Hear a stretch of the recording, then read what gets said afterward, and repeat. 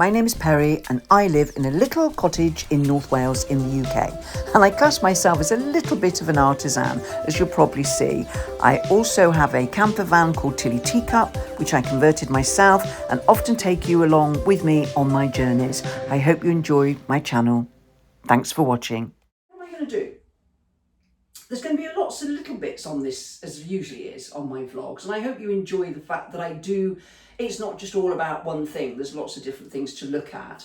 One of the things I'm going to do firstly is I've just been shopping. Now, as you know, I absolutely hate shopping. Food shopping, clothes shopping, can't be doing with it. Yes, I could get a delivery in, but I happen to have to go over to Llangollen where I went shopping, so I thought, well, while I'm there, I might as well do it. And you know what it's like when you're ordering online. I think you spend more. Well, I do. I think I spend less when I'm sort of really watching what I'm picking up and putting in the basket. So, or in the shopping cart, i.e. trolley in the UK. Someone once said to me, why didn't I take you around the supermarket the next time I go? It was on one of my vlogs that I did when I first moved in and I got my fridge, and it's the vlog where I'm showing you my fridge and, you know, putting the shopping in it. I thought, no, I can't do that. I can't walk around because I haven't got anything that would be discreet. I haven't got a camera that I can sort of fit somewhere. I've got my tripod that this is on, which comes down into a selfie stick, if you like, and I just can't wander around the supermarket going, oh, look at those bananas. No, I can't. So I'm going to pack some food away. I don't know, I'm doing it because I think it's really funny. So I'm going to pack a bit of food away and show you what I bought, give you an insight into what I eat.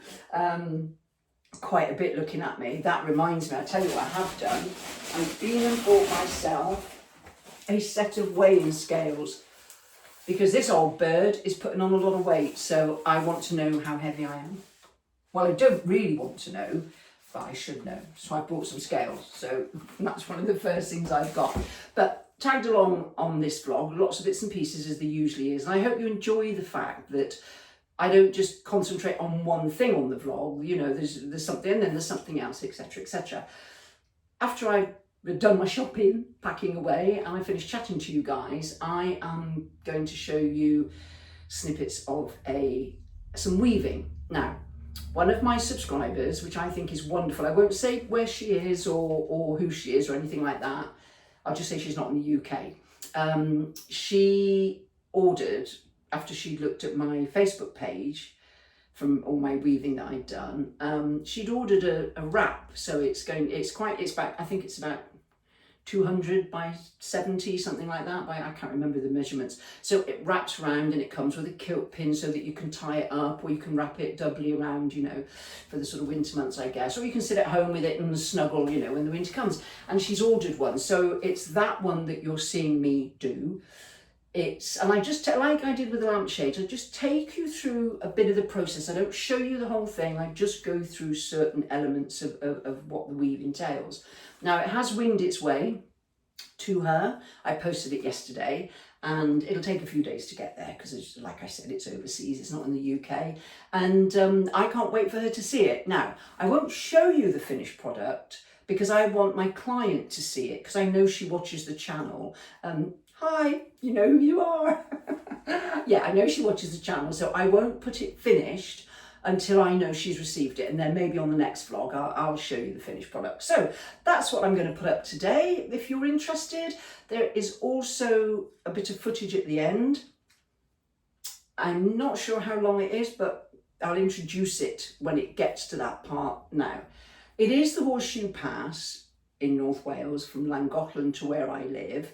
And you have seen it before, but for anybody that's new to my channel, this is the first time coming to the channel, you're very welcome and thank you very much. And for any new subscribers that may not have had time to catch up on all the other silly natterings that I do, I've put it on again. And the reason is because it is a beautiful sunny day and everything is green and lush and the skies are blue. So there'll be a little bit of that for you to sit and ponder, maybe have a bit of a relaxing moment while the music is playing. And, you know, because I know a lot of you put it on your TV screens, and God, that must show up my wrinkles when you do that.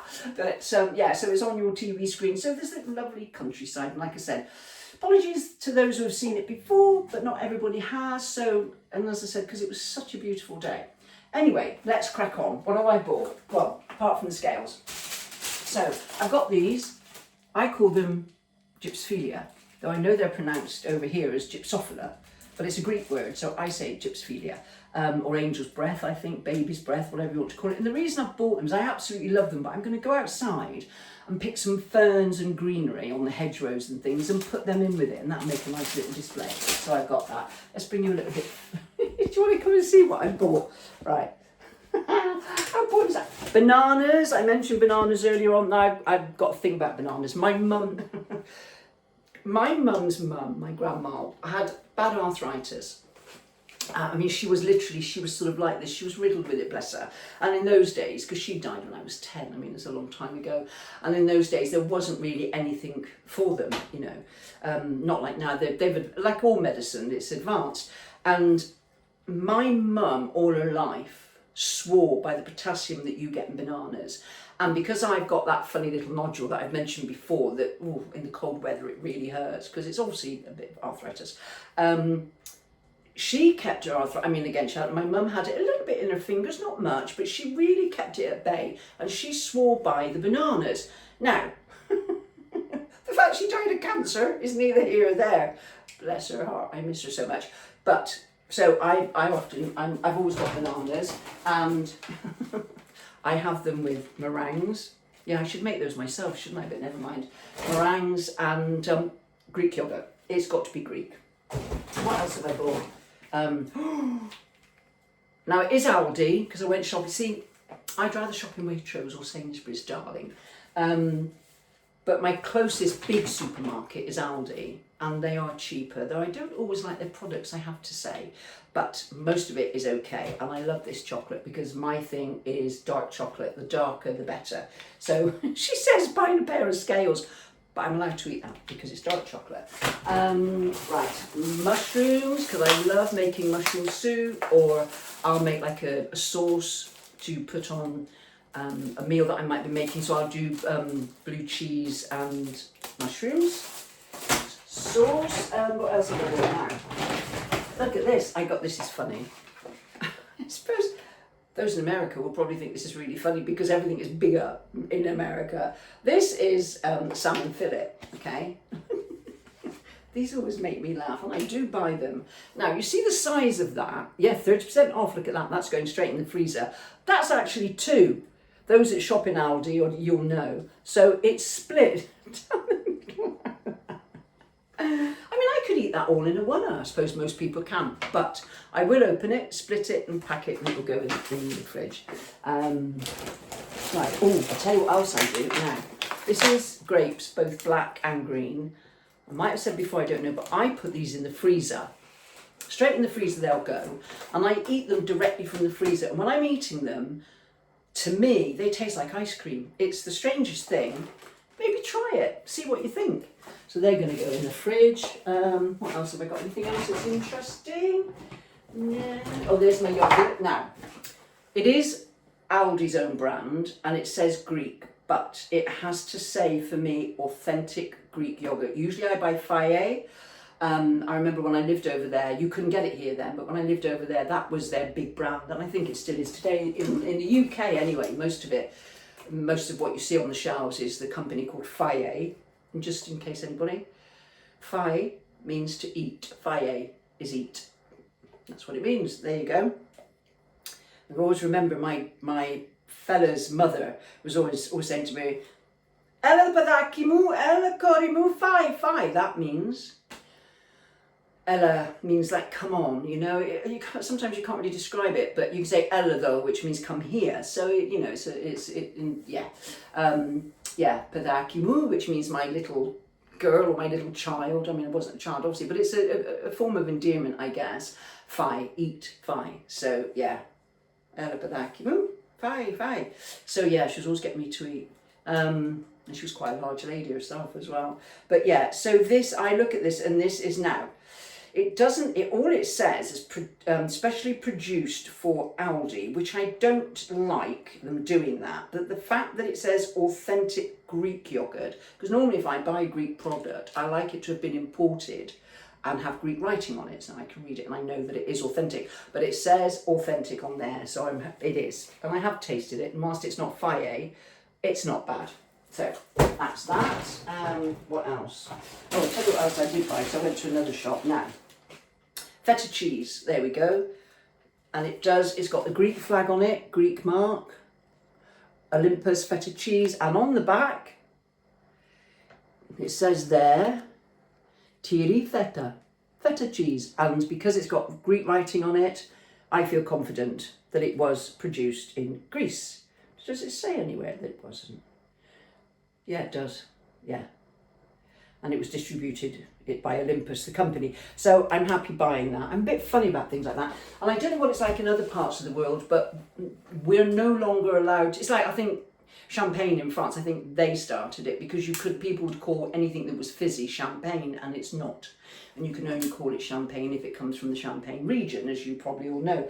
And it's the same now with things like this.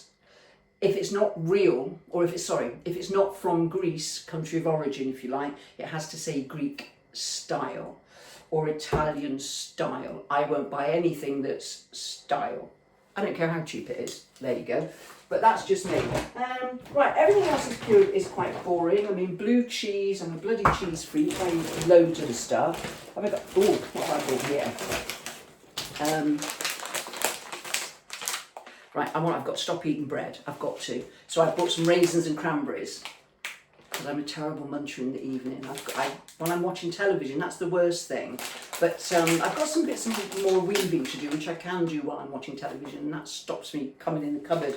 You know, sometimes I'll go to bed at 9 o'clock just to stop me opening those cupboard doors. I think, like, get up to bed, I take the laptop, I watch television in bed, and that just stops me.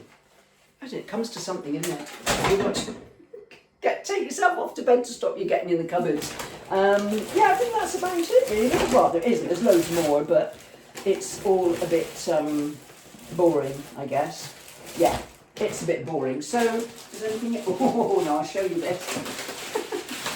I am allowed to eat these things, honestly, because it's in moderation, and that's what I've got to do. Bread, I've got to stop the carbs. I mean, bread, I'm a bugger with bread, so that's got to be, I'm not stopping it. I'm going to cut it down because I do eat a lot. But I love licorice.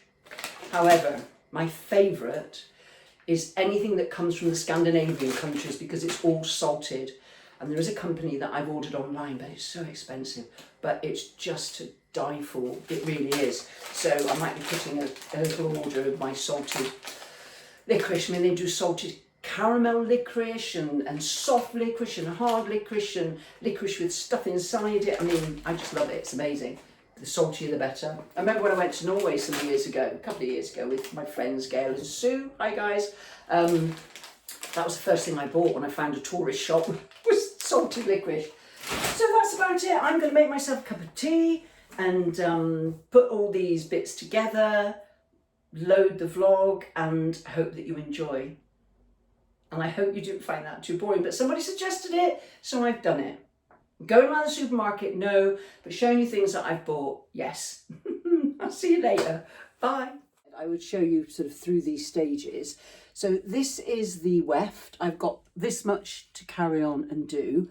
And the idea is that your wool comes from the back bar or the back stick through the heddle down to a peg, which is at the very, very end of this table. I don't know if you can see it down there. And then you walk back up with it again. So I'll just show you this bit. I can't really have you walk with me, but let's have a look, see how we can do this so you can see what I'm doing. So there's my next wool. I've got this sort of taupey colour going on there, and then the next one is going to be this white wool with some flecks in. And you see these slots, so you've got long slots here and then tiny little slots. And at the moment, when you're doing the warping, you actually pull everything through the long slots only. So you've got this little hooky thing, put that in, pick up the wool, pull it through, and then, whoops, you walk your wool, you pull it and you walk it back down. So if I show you that bit there, and then hopefully, like so, you bring it down, you put it round the peg at the end, whoops, make sure that you haven't pulled it too tight, and you do it again. So let me pull you to here again. So And now, oops, make sure you don't pull the wool too tight. So I bring the wool up over the back stick, and again with my pokey thingy-majig, pull through the wool. And then again, as I'm pulling it, as you can see, the ball is on the floor. And then I will walk it all back down the table, all the way to the peg at the bottom. And I shall continue to do this. Hold on, let me pull you up a bit.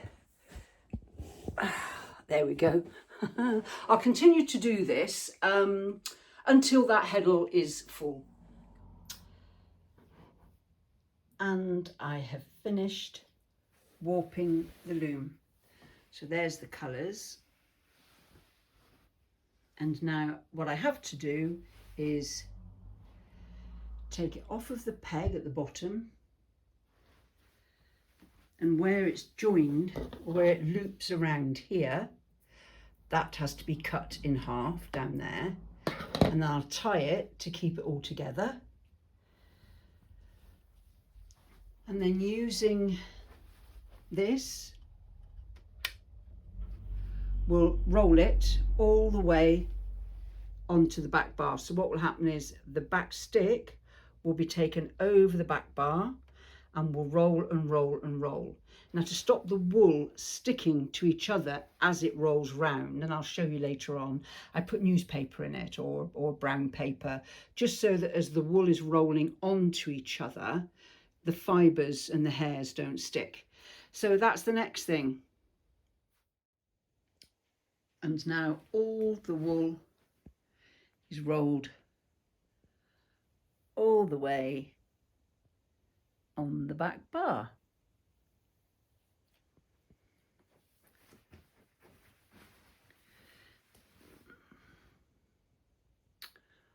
Oh, look at that. A beautiful day outside. Look at my flowers growing outside. They've come on leaps and bounds. Okay, so the next thing is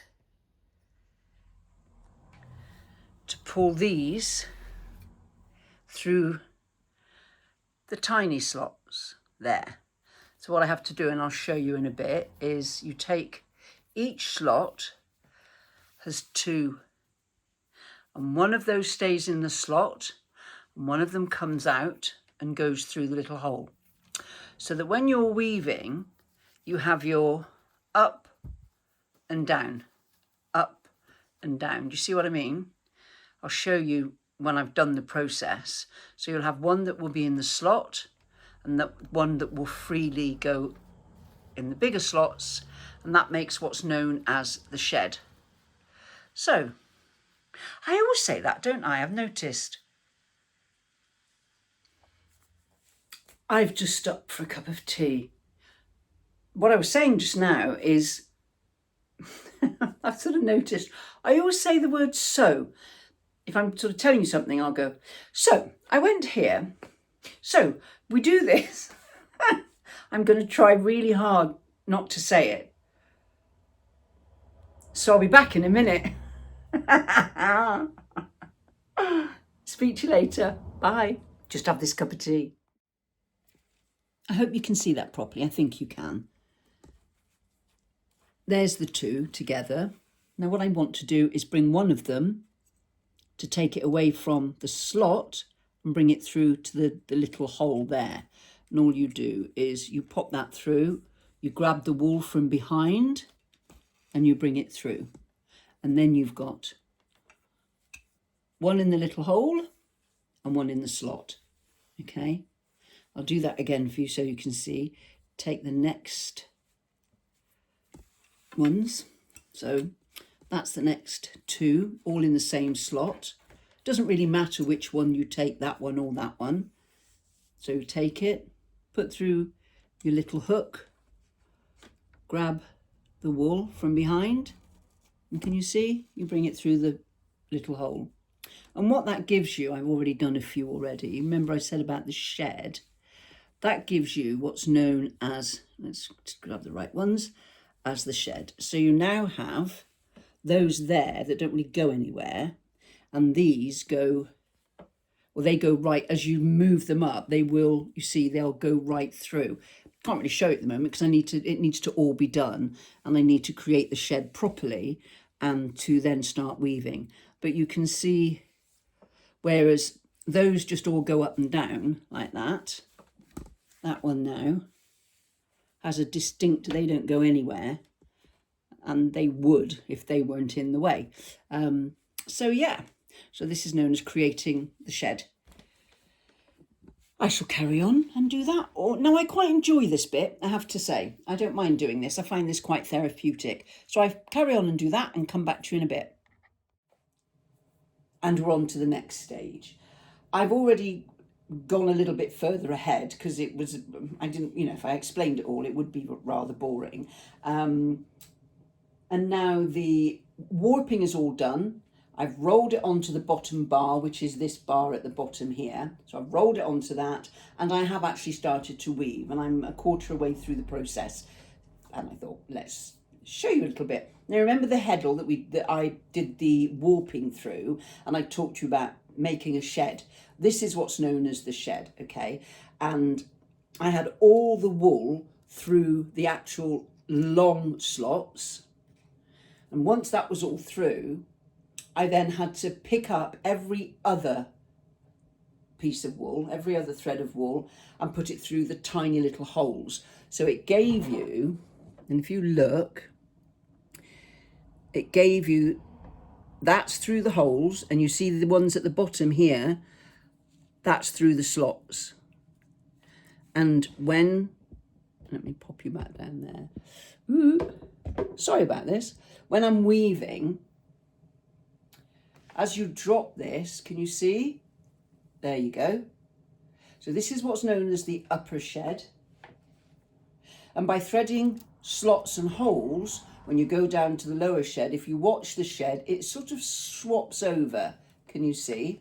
There you go. Still creating a shed, but now the wool through the long slots is up here, and the wool through the little holes is here. And that's what holds. Every time you put a piece of wool through and you do this, that's what keeps the wool in place. So what I'll do, I need to go down into the lower shed and I'll just show you what happens. So this is my shuttle and it's got wool on. Pop it through there. Bring it out the other end. And then what you've got to be careful of is that you don't pull that too much, do you see? Because if you do, then you're going to pull in quite tightly, where are we? This, and that's not what's to happen. So there is a trick to making sure you don't do that. And what happens is this strand of wool that you're putting through, just pull it very gently. Don't pull the wool in, just let it lie naturally. I don't think you can actually see that. Let me try and bring you up.